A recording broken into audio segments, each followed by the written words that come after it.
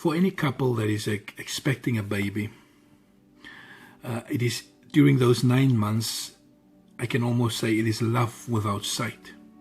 You haven't seen the baby, but already there's this unconditional love towards the baby. You haven't met the baby, but already there's this special bond between you and the baby.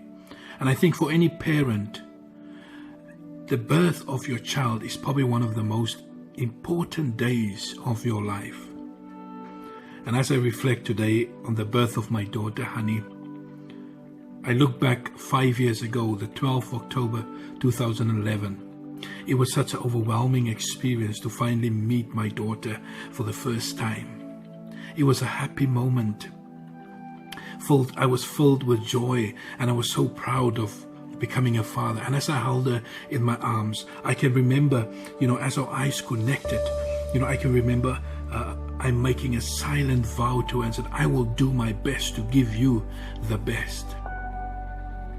And it was during the time that we decided to phone my mother to share the good news. And I know my mother has been praying for us.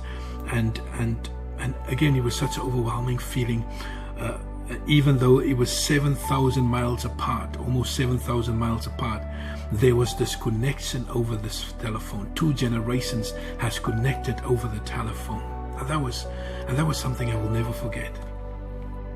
But as I'm sitting here today, I'm reflecting on that day, I realize I never thought that day, 5 years ago today, would have been the last time that I've ever heard my mother's voice.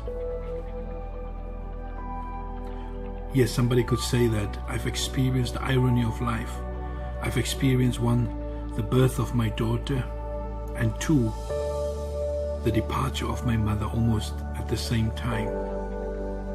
And yes, I've had a lot of questions, and yes, my heart has been broken. But I know that she's gone to be with the Lord. And yes, when she left, she took a great part of us with her.